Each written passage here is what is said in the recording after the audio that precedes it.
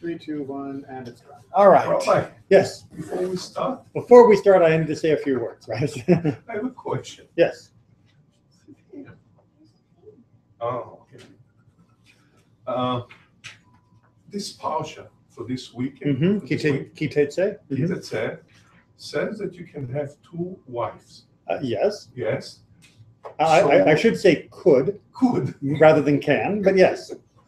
So where this prohibition comes from that you can? That's a simple question, right? It's a simple question. So the prohibition in the Ashkenazic world came around 1,000 years ago by Rabbeinu Tam.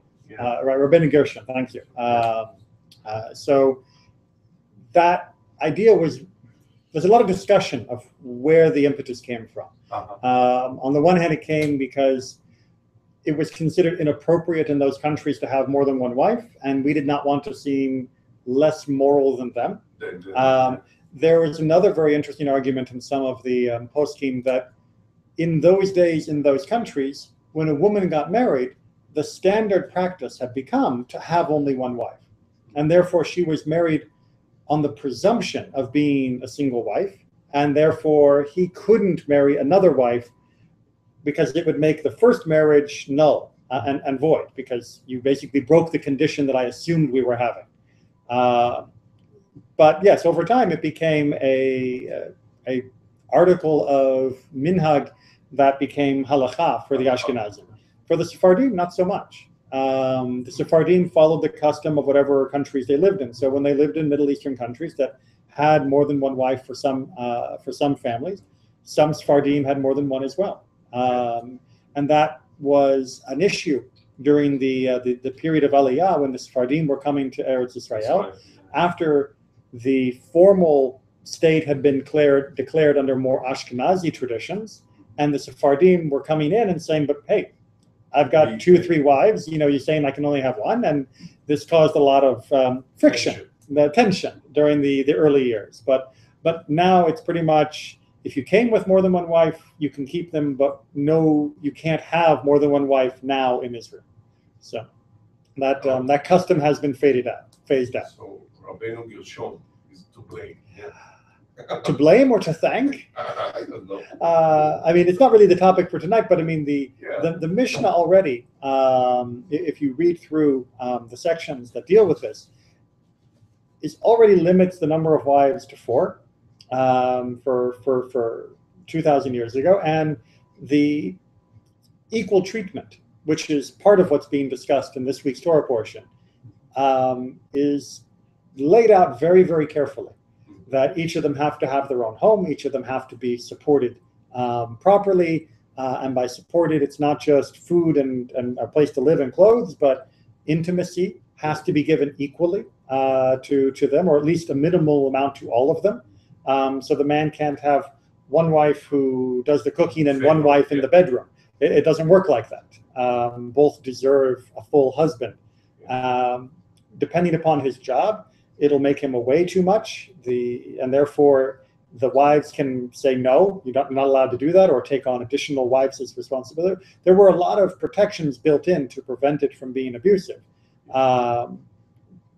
But multi-wife families were not uncommon for anthropological reasons in many parts of the world in that time frame, that cultural setting.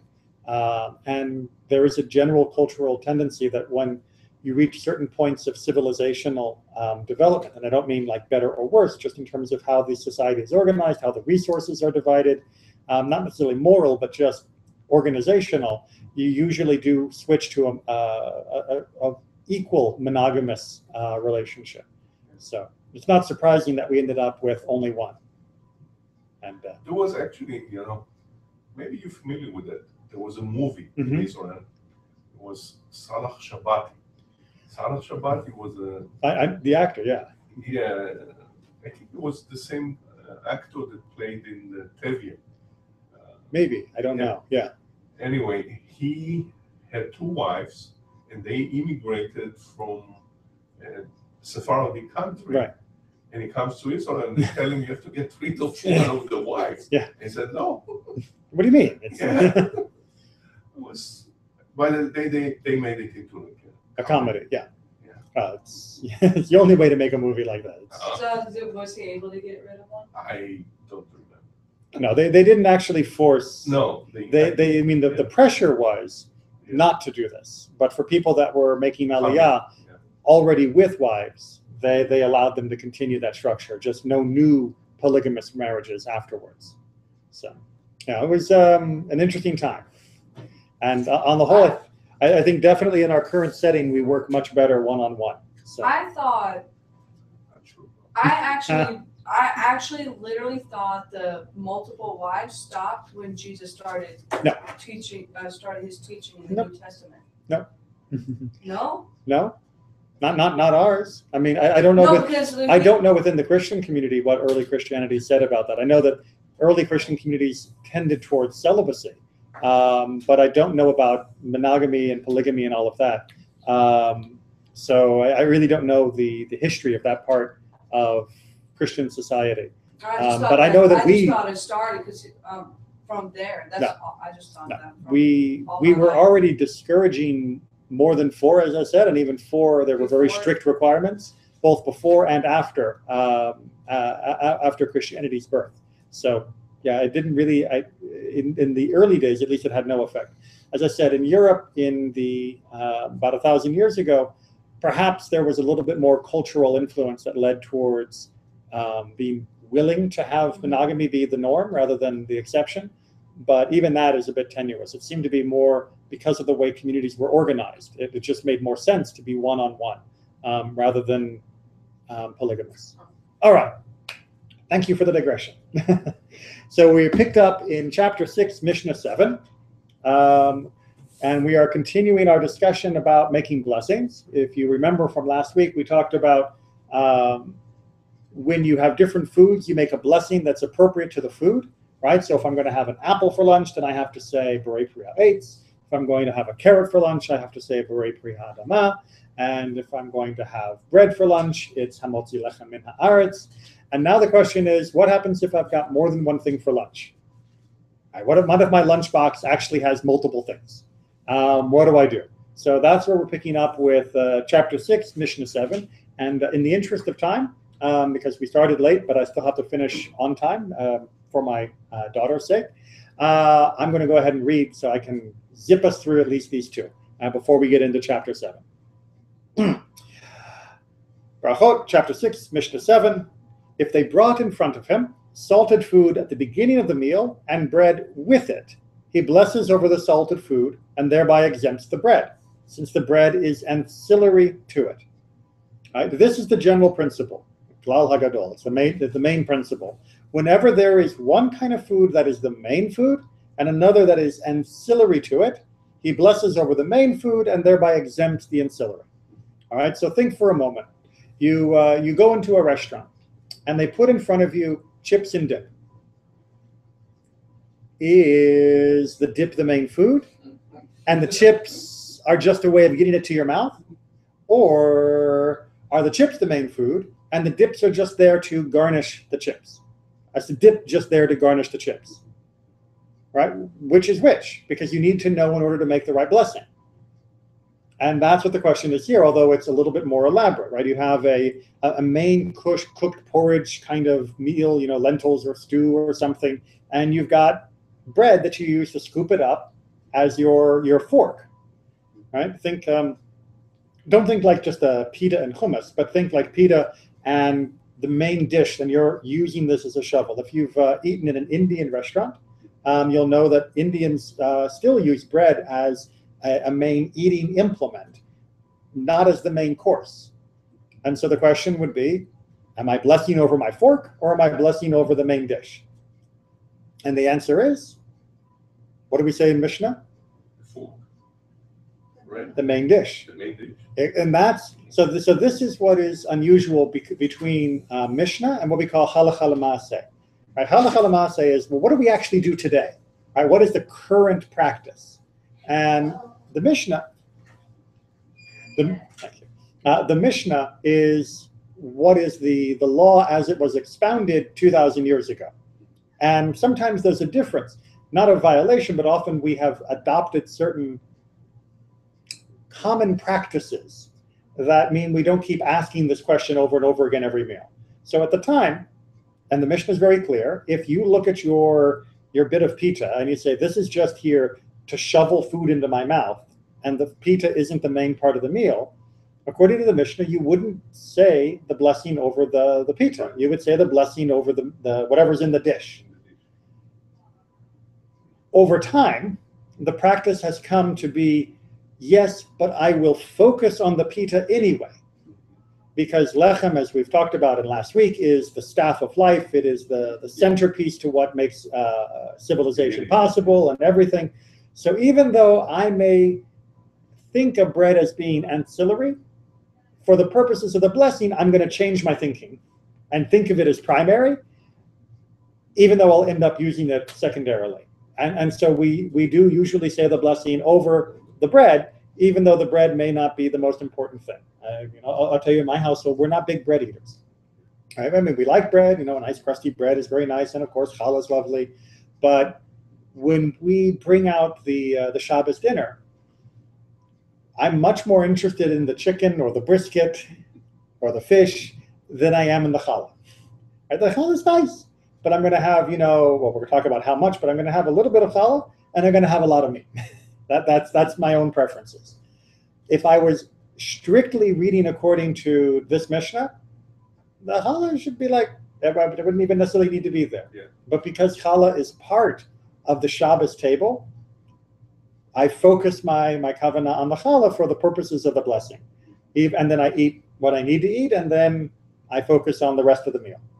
And that's become the common practice. But by strict interpretation, technically the challah is secondary in my mind. And as long as I'm blessing on the meat, it should cover the challah. But we don't practice that way now.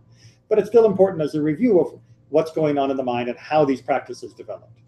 Make sense? A little bit? I think so. Yeah. I thought last week they said if you bless the bread, it covers the whole meal. It does. Yeah. So if you bless the bread, it does cover the whole meal. But what happens if the bread isn't what you want to bless? And that's what this is about. And that's what this is about, right? What happens if the bread isn't the meal, but is a tool for the meal?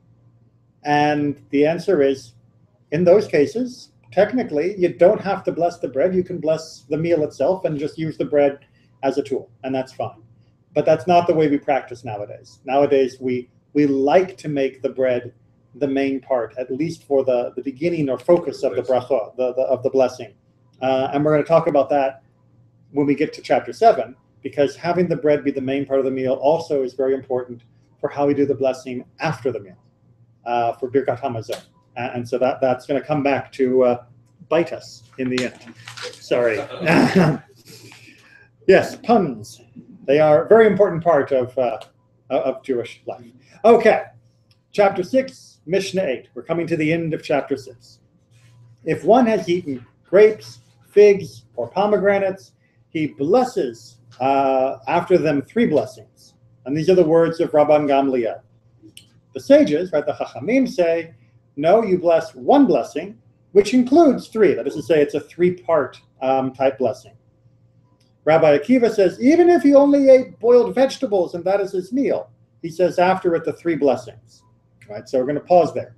So we're going to find out in chapter 7 about doing the full Birkat HaMazon for a bread meal, a meal with the bread was the centerpiece. But here we're talking about things with other foods. And what type of blessing do you say after them? And there's a little bit of an argument. Do you say 3 separate blessings? Or do you say 3 parts of 1 blessing, rather than 3 different Baruch Atahs as part of it? And the answer in the end is that, no, you say this shorter version that just has the 3 ideas pushed into 1 blessing itself. Rabbi Akiva likes to say that even if you only eat boiled vegetables, rather than something that has grapes, figs, or pomegranates, or we'll also find out later, things like that are made from wheat or other staple foods, that you should also say it. But not necessarily. In fact, if it doesn't fall under some of the main category headings, you end up just saying a very short blessing, which we're going to get in just a second. If you drink water to quench your thirst at the beginning, you would say by whose word all things exist, right? Shehakol, the blessing we talked about last week. And Rabbi Tarfon says, who creates many living things and their requirements. This is a blessing that's called Borei Nefashot, and it's a simple one-line blessing, basically, that we say over anything for which we said Shehakol when we started. Right? So this is the after blessing for your can of Coke, right? If you can call that food. Or your after blessing if you've just had a candy bar, is the Borei Nefashot. So the idea that we're introducing here that we're really going to run with in chapter 7 is you have a blessing before, and you have a blessing after. And the question is, this one is going to determine that one. Right? Just as the blessing before is going to be fixed by the type of food that you're eating, which blessing you do is also going to trigger a different blessing afterwards, determined by the type of food that you're eating. So there's a link, and it creates a balanced bookend to the meal. A reminder again from last week, which blessing is, say the right phrasing for this, which blessing is more central to Judaism? Right. I mean, the blessing before or the blessing after? I think the after. The after, exactly. The blessing after is what we call Deoraita, which means, exactly, trying to spell English, F-R-O-M, from the Torah, whereas the blessing for is what we call, English, come on, Derabanan, which means it is a rabbinic enactment, right? Where the rabbis have said there is some issue that's happening with the edges of how we observe Torah, and so they are going to make sure that we have a buffer, that we are making sure that the Torah gets done by putting in this extra precautionary level. And that is going to become very important. You're going to see in one of our Mishnayot in chapter 7. But I want to make sure we get the words up here. The Rabbanan means that ultimately it comes through the authority of the rabbis in order to make decisions and ritual and to protect and fulfill the Torah, or Deoraita, which is it comes straight from the Torah itself and it's primary source material, I guess you could call it. And Deoraita, of course, is always the origin of anything that comes to Rabbanan eventually as well. That make a little sense? We'll talk about it again in just a minute. Chapter 7. Let's get the handouts going around.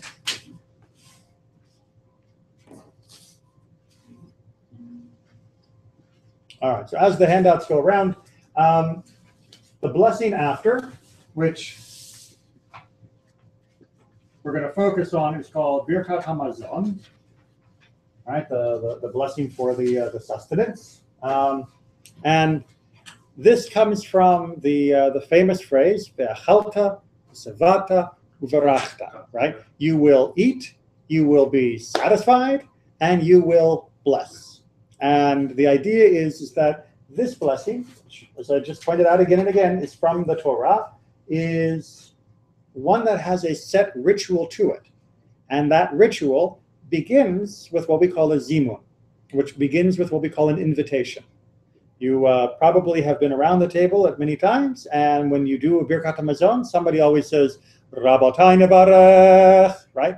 They are saying, Rabotai, gentlemen, right? Or ladies. It's one of those inclusive nouns. Let's bless, right? It's basically the equivalent of going, hear ye, attention everyone, it's time for doing the blessing.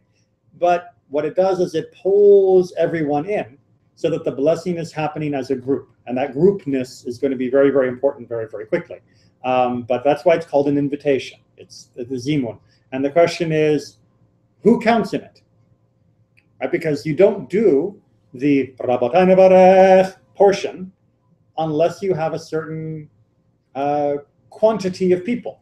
Yeah. So who counts and what do you need? Mishnah 1, part 1. 3 that have eaten together, it is their duty to invite. That means to invite one another to say Birkat HaMazon. So first requirement is, there's only 2 of you having dinner by candlelight, you just say Birkat Hamazon without the invitation. If you've got 3, it's time to do the invite. The Rabotai is how you started off with that introductory call and response back and forth. Make sense? Okay. Part 2. One who ate demai, or the first tithe, whose truma has been separated, or second tithe, or sanctified property which has been redeemed, or an attendant who has eaten as much as an olive's worth of food, or a Samaritan may be included in the count of the 3. All right. There's a lot there. Remember way back when I said the great thing about Mishnah is it thinks you're so smart? The Mishnah thinks you know what all those things mean. Now, we're not going to go through what all of these things mean, but they are different forms of food that is not permitted d'Rabbanan.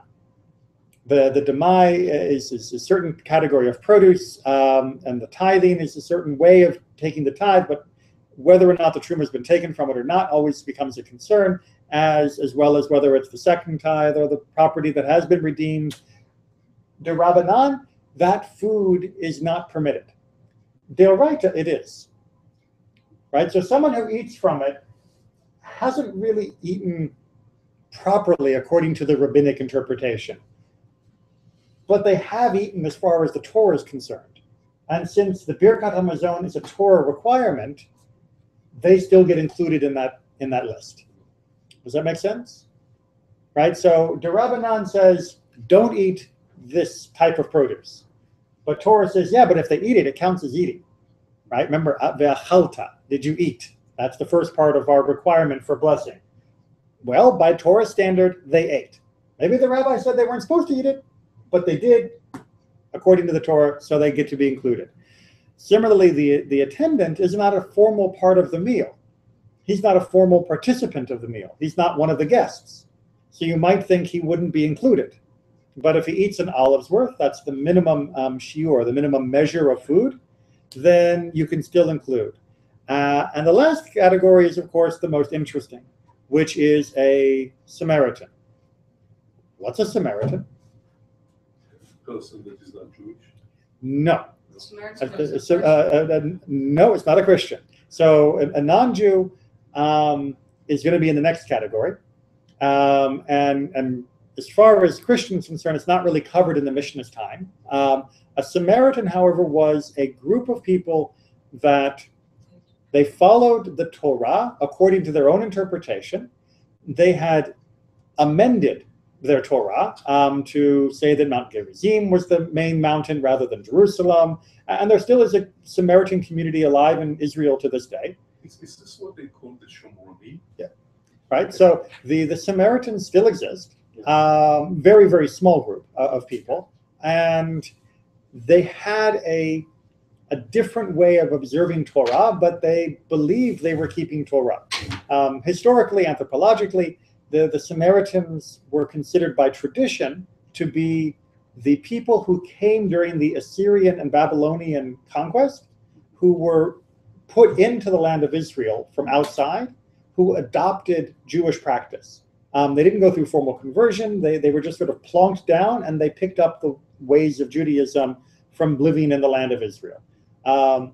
Anthropologically, yes, probably some of that, and probably also some of the Jews who didn't go into exile from Babylon, who stayed behind, but who were not the leaders, who were not the most learned, became a little different in how they did their Judaism, and they mixed with the people who came in, and they created this sort of hybrid,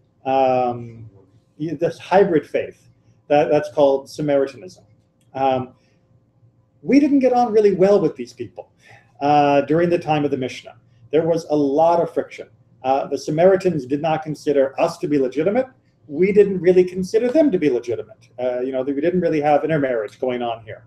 And there was also a lot of open hostility. The Samaritans would constantly try to get us in trouble with the Roman government. And so they would spread lies or turn people in and be informers and all that kind of stuff. When you hear about the story of the Good Samaritan in the Christian Bible, the reason why it's the Good Samaritan is because Samaritans were considered to be generally bad people at the time. And so a good Samaritan was a surprise. right? And the whole point, the whole point of that parable is that all the good people, the Kohen and Levi and other people who passed by, didn't help the person in need. But a Samaritan, the last person you'd expect to be helpful, that's the person who did it. Oh, because when I grew up as a Christian, all the pastors would teach that the Samaritans were Gentiles and good people. I'm not saying they weren't, but I'm saying in context at the time, that's not how they were viewed. At the time, they were a constant thorn to the Jewish community.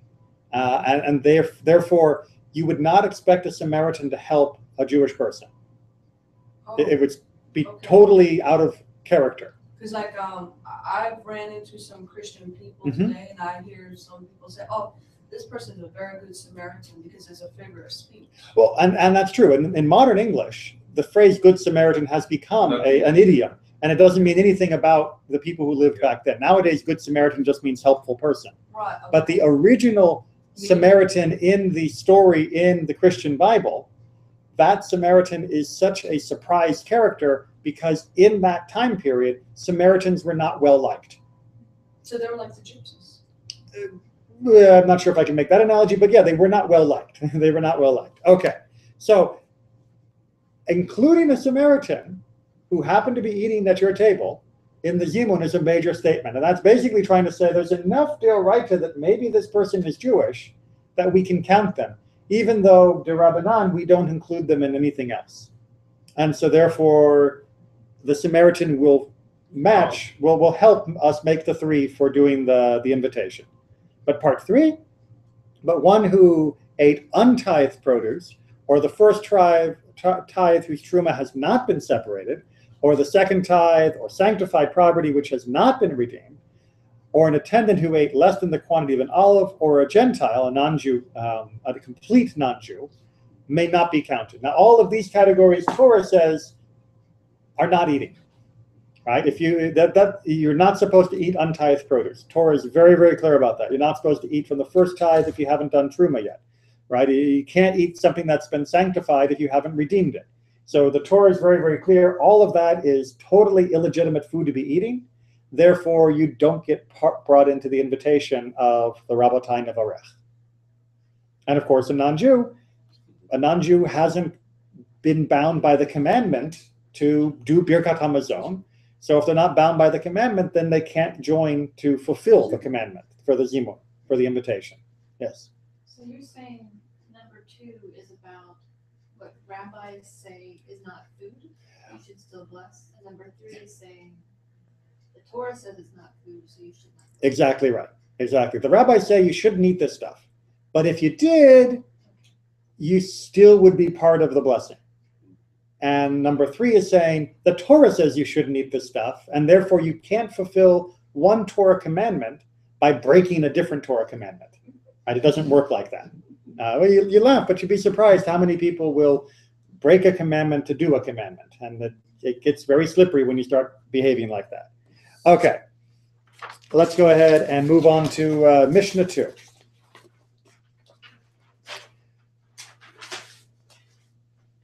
Women, children, and slaves. Remember our favorite category from earlier on in the Mishnah. They do not recite an invitation over them. Right? Which means right now in this room, if we were living in the days of the Mishnah, we would not have enough people to do the Zimun, right? Because we've got 2 men. That's it. Even though we have more than 3 people, 2 men would be the only people that would count for making this. And again, we can go all the way back to our discussion about those who are bound by the commandments because of the way the society was structured are the only ones who can count for the fulfillment of the commandment. And that's why in the ancient world it didn't happen. Nowadays, as we discussed before, women are considered to be bound by the commandments because they are equal partners in the modern society, and therefore they are free to fulfill the commandments without being under their husband's lordship and creating the tensions that existed in their time. So nowadays, in the conservative movement at least, women do count for the Zimun, and that means that you can do Rabbotai Nevarech if you've got 3 ladies or 2 men and 1 lady or any combination. That makes sense? Right? Children still do not count, because if they haven't reached the age of keeping the commandments, they 13. can't fulfill exactly. 13 for boys, 12 for girls. And slaves, thankfully, we no longer have, so the point is moot. Part 2. How much must one have eaten in order for them to recite an invitation? A, as much as an olive, and Rabbi Yehuda says as much as an egg. Why does it matter? Why can't it be if you ate, a crumb, a speck, that you can do it, right? Remember the 3 words we had at the beginning? Ve'achalta. What's that word mean? Satisfied. You're satisfied. So according to Deoraita, right? According to the Torah, it has to be satisfied, right? That would technically be up to you and only you, right? If you finish the meal and you're still hungry, you wouldn't do Birkat Hamazon, right? Because I didn't eat enough. I'm still hungry. I'm not satisfied. How can I bless God if I'm not satisfied? There's no more? No second helpings? Oh, well, I guess I won't do Birkat Hamazon. That's all the Torah requires, is to be satisfied. And if you're not satisfied, you don't bless.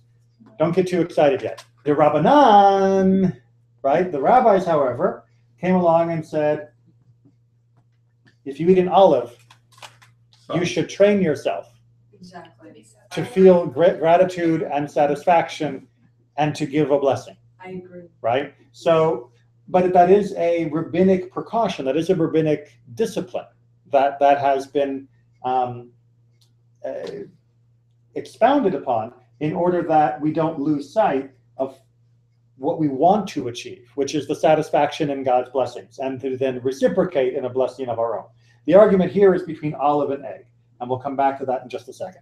I mean, that's a perfect example of what God did back in the wilderness with the Israelites. I mean, they kept moaning and groaning and complaining about we didn't have enough food. So God said, okay, you know what? I'm just going to throw all of this in your face and let you guys just do, So that rabbi's right. No matter what you had, you should still be grateful.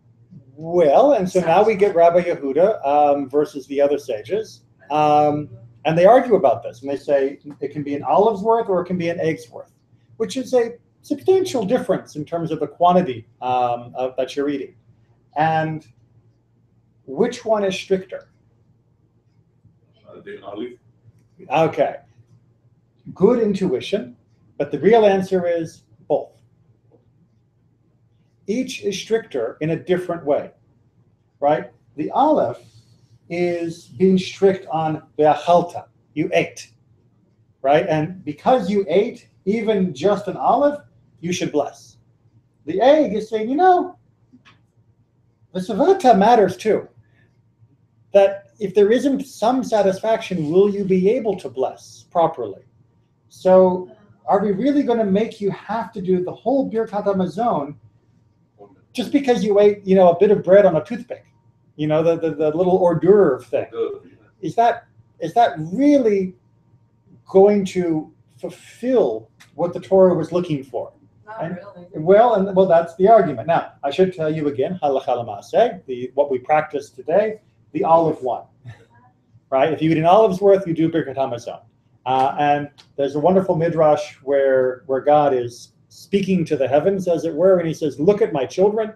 I only ask them to bless me when they are satisfied, and they'll bless me for even an olive. How worthy they are, right? That they are willing to go above and beyond. But it's nice to know that you're going above and beyond.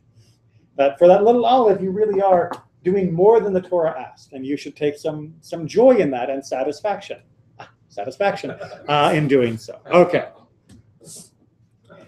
Now it's time to get complicated. Chapter 7, Mishnah 3. I want to get this picked up because my eyes aren't so good for doing all the little variations.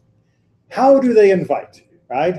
What do you say after Rabbatai nevarech, Yehi Shem, right? And then there is a variation for doing that.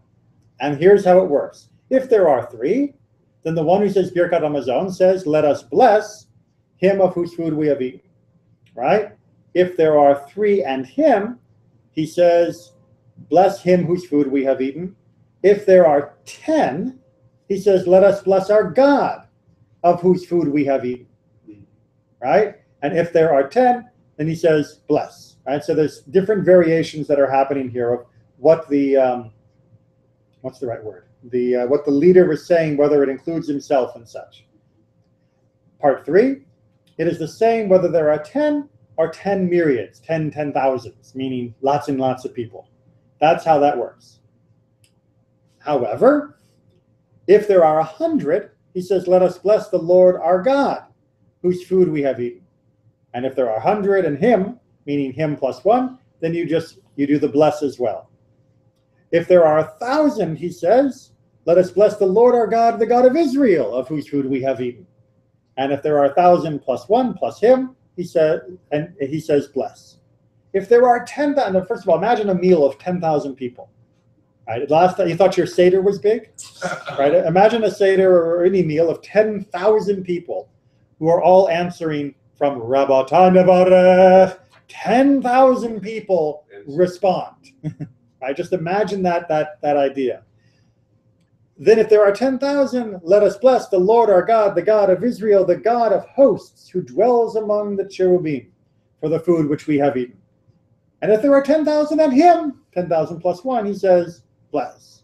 Corresponding to his blessing, the others answer him, blessed be the Lord our God, the God of Israel, the God of hosts, who dwells among the cherubim, for the food which we have eaten. And if you are familiar with the Berachot HaMazon, this probably makes a little more sense to you. You know that the leader does the invitation, the people do a blessing, and the leader responds, and then follows up with another line and a repetition, and then the general invitation for blessing, and then you begin the main first paragraph of it, the main paragraph of Berachot HaMazon, not the invitation part. So there's this call and response going back and forth between the leader and the group, and this is saying this is how the call and response goes of who says what, and you keep adding and adding and adding if you have a lot of people. And finally, we're in part 8. Rabbi Yossi the Galilean says, according to the number of the congregation, they bless, as it says, in assemblies, bless God, Lord, O you are the fountain of Israel. And Rabbi Akiva says, what do we find in the synagogue? Where there are many or few, he says, bless the Lord your God. And Rabbi Ishmael says, bless the Lord your God, who is blessed. That might sound more familiar. Baruch hu et Adonai hamevorach. Sound a little more familiar that way? Right? So there's a contrast here, which is saying, for Berachot HaMazon, you have this constant escalation of the zimun, depending upon how many people are present. But the Baruch hu, which is another call and response for blessing, doesn't change. If you have 10 people, you've got 10 people, you say the Baruch hu. If you have 20 people, you say the Baruch hu. If you have 20,000 people, you say the Baruch hu. And so there's a little bit of a, well, it's not confusion, but there's a difference here between the invitation for eating, or the invitation for after eating, and the invitation to begin a prayer. So for the congregations, we've decided we don't change that. But for the meal, perhaps because the meal doesn't have a fixed number like a minyan of 10, we vary it according to how many people are around the table or in the room, as we'll see. Make a little sense? No, I know it's a slippery idea of why should there be a difference between one group and the other, and yet, as they try to point out, for the Baruch Hu there is and for the other zimun, the invitation for Berachot HaMazon, there isn't. There's a fixed form for the Baruch Hu, but there is a escalating form for Berachot HaMazon. Yes. So with the A's, where it says, if there are 3 and him, he says bless. Which section? 2A. About if there are 10 and he says bless. Right. Is that a shortened way of saying bless him of whose food we have eaten, or does he really just say bless? One word. No. It's the so you see the Always you add. no. It's the difference between Barchu and Nivarech, right? When he is the one who makes the number, then he says Nivarech, let us bless. But when he is a bonus to the number, then he says Barchu, you should bless.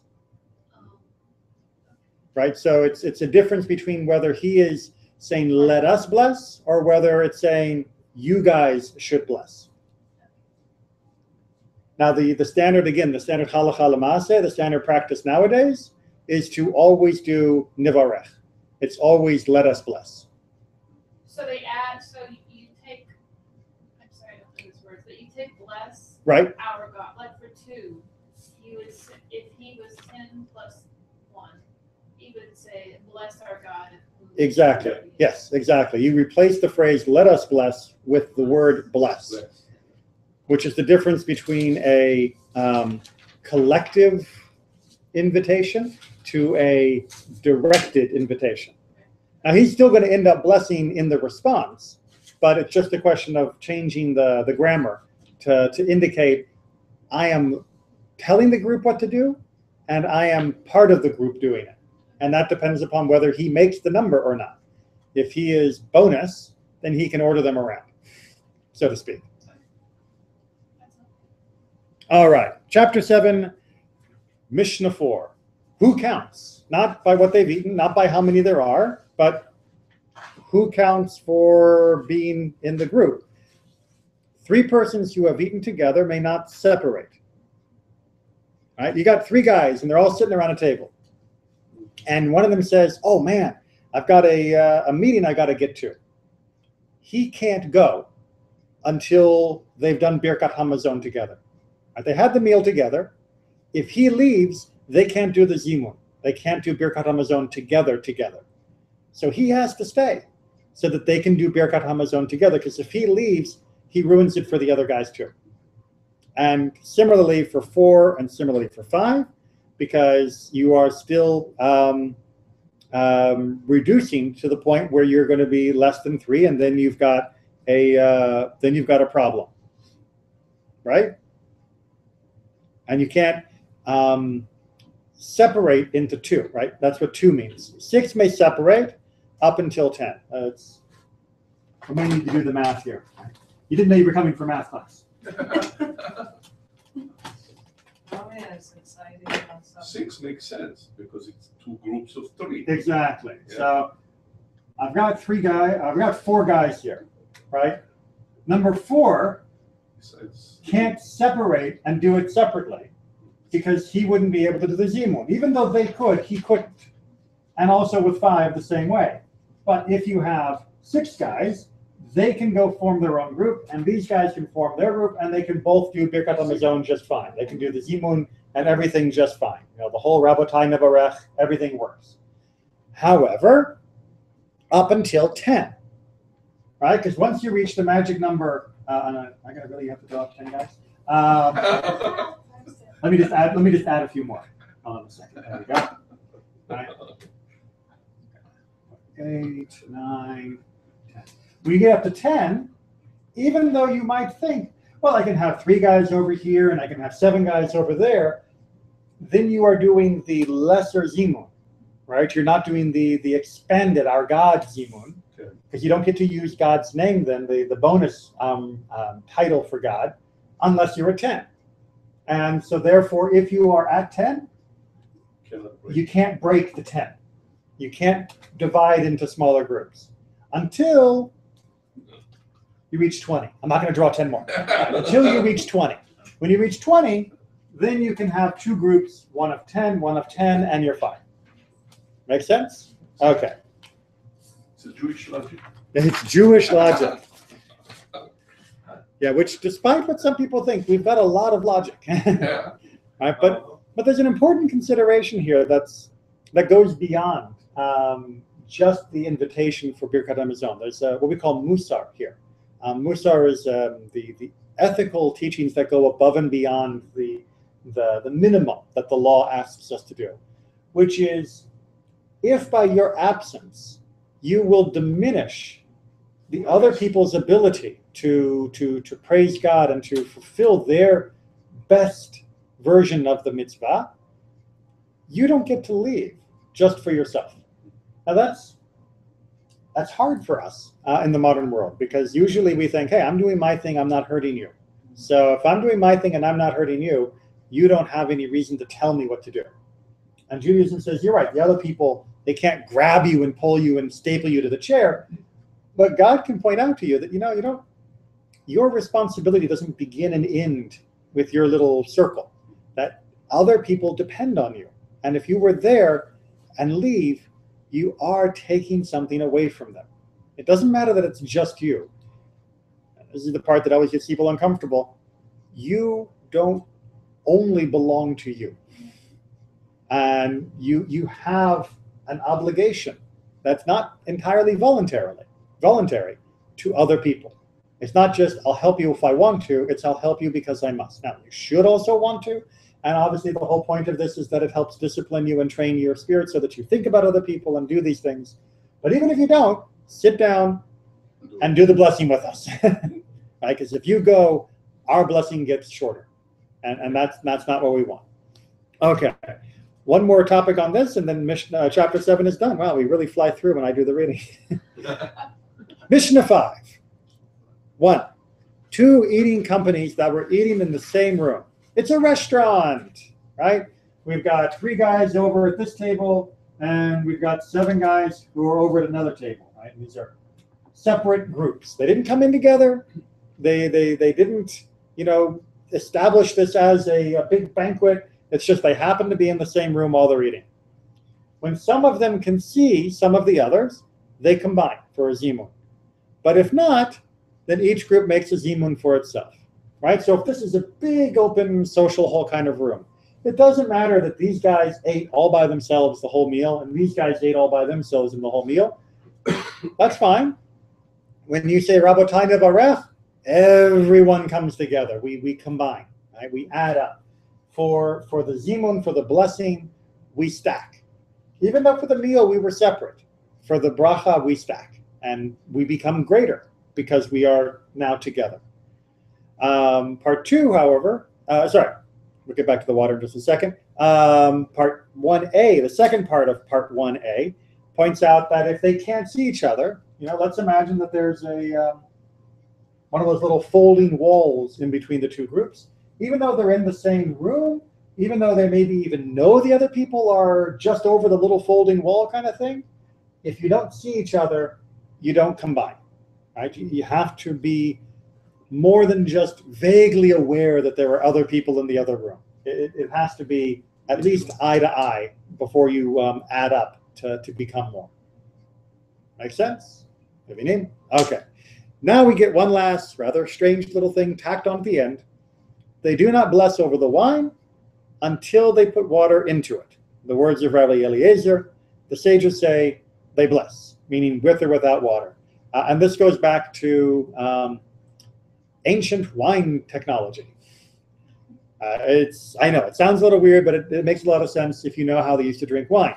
Nowadays, when you get wine, you pop the cork, you pour your glass, you drink, it's lovely, yes?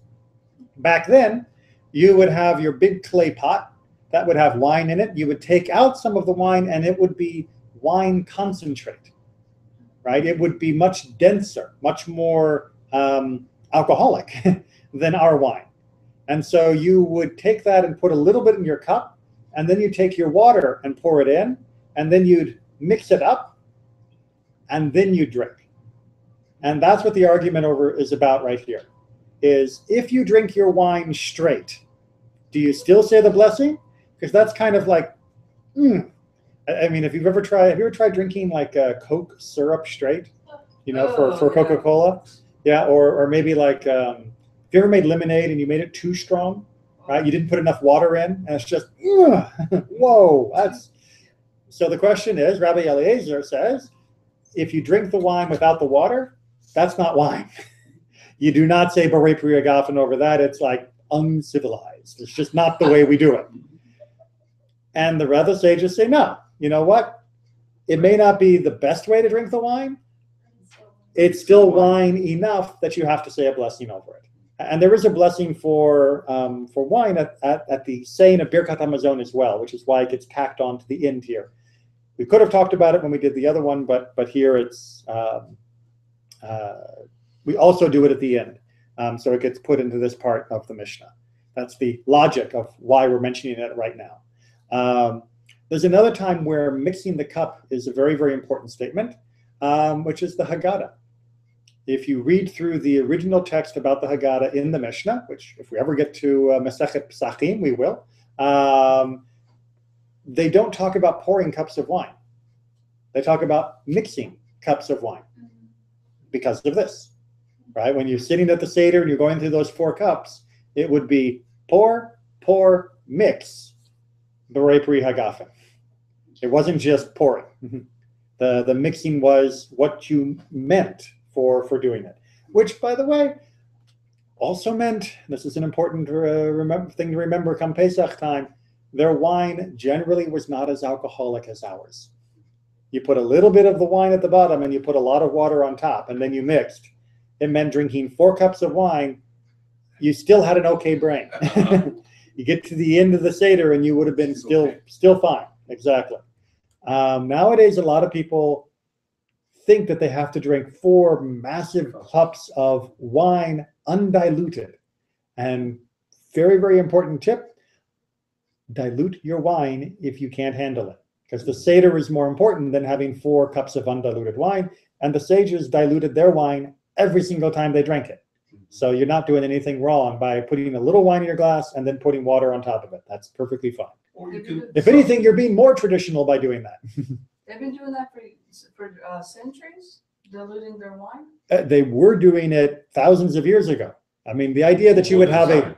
I wonder how strong was the wine back then than it is today, because now I'm starting to think that the wine is stronger today than it was back then. Estimates are different, depending upon who you read, but most of the things I've seen say it's about double. That our wine is about twice as strong as the wine used to be back in those days. So it was okay for them to drink a 4 big glass of wine back then. Well, it wasn't just okay. Wine was a standard drink. It wasn't something, it kind of like juice, yeah. I mean, it definitely had alcohol in it because the alcohol was necessary for killing bacteria and other things. The fermentation process helped make the drink safe. Thank God for clean water, by the way. But it wasn't as strong as our wine is. And so, would have made a difference definitely come Seder, but it also would have made a difference overall that they weren't just pouring gallons of alcohol down themselves every day. They were drinking a wine spitzer rather than, a big glass of heavy wine all the time. But even today, the wines are very... Yes, some wines are much stronger than others. Yes, yes. Not the same. No. Even today, you want to look at the label and see what percent alcohol is this before you decide for your second glass. And today, wines are cloned these days. The wine is cloned? I mean, History Channel. I mean the grapevines and such. Yeah. Yeah, I mean you can't clone the wine itself, but you can clone the grape varieties. So it's not the same from back then that it is today. Well, no, I mean there's been 2,000 years of making the vines grow a certain way. There's a lot of discussion about what ancient wine would have tasted like as opposed to modern wine, whether it was dry, whether it was sweet, and all of these things. Unfortunately, we may never know because the grapes that lived back then have all been hybridized over and over again by vintners to make wine better and better and better, at least in the opinion of the people who are drinking it. So it's hard to go back. The one thing we can go back, we're going to end on this because we're at time, and taste our olives, right? We can taste 2,000-year-old olives because there are 2,000-year-old olive trees that still grow in the land of Israel. So you can eat from a tree that has been giving its fruit for 2,000 years. And I've never tasted it myself, but from the people who I've read who have eaten them, it tastes very much like modern olives. It tastes very much like modern olives. Yeah, so, which is also a very big issue. I erased it. The measurement of the size of an olive is a very big issue. and especially becomes a big issue on Pesach when they say you have to eat an olive's worth of matzah, and some people interpret an olive's worth of matzah as being the entire sheet. That becomes a big problem and a lot of choking going on. Okay, on that note, thank you very much. We're done for tonight. It looks like the weather has finally stopped, so we can head home safely.